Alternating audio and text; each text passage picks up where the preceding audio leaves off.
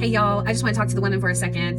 As we come into this holiday season, we're wondering, who's going to bake the turkey or the ham or whatever it is that you create on Thanksgiving. What sides are going to be there and what the decorations look like, who's all going to be there, where are you going, or is everybody coming over to your place? And what I'm feeling a lot is this overwhelming, drowning sense of it's too much. There's too much going on and I can't handle it, and I can't make Sammy happy to please Joe, to please Randy, to please Susie, to please whatever, whoever. It doesn't even matter. What I'm trying to say is you can't please everybody.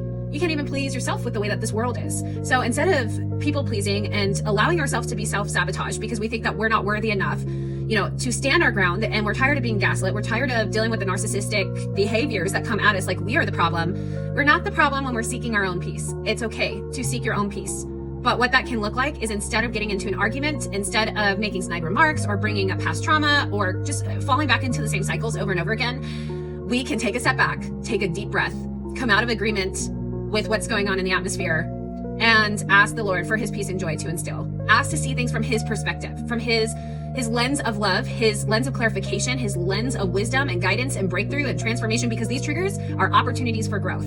So I just encourage you as you go into, it's not just information overload on social media.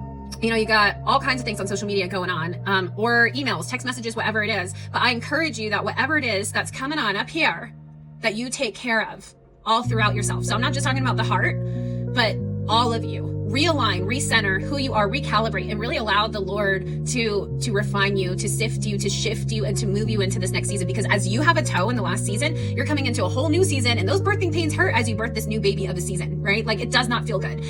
Being a mom myself, and I've had 2 vaginal births, I understand how it is if you're pushing for an hour and they're like, she's crashing, or you're going in and the baby comes right out, zoop. And that was exactly what happened in my life. My daughter, she was my firstborn, and I was pushing for an hour, and it wasn't until they gave me a mirror to visualize what I needed to do before I actually started doing it. So when they were saying that she's crashing, my mom's like, you need to give her a mirror because she needs to be able to see what she needs to do. So I encourage you, look at the end goal. What is it that you're looking for? Are you looking for reunification?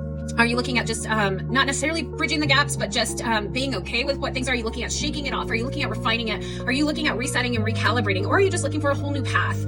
Maybe you're closing the door on the old chapter or on the book itself completely. Maybe it's that big of a new change. So as you start this new chapter, and it could be just chapter 1 of that new book, I just encourage you to really lean into what the Spirit is saying, because we get in our head, and as my boss likes to say, when you're in your head, you're dead. And it's not a lie. Sometimes we overanalyze and we get too articulate in what we're trying to do. So just allow the flow of recalibration and not being so systematical in what we're doing. I know there's a time to be linear and take ourselves out of that bubble web process, right? Kind of like a search engine. You search for something and everything explodes at you.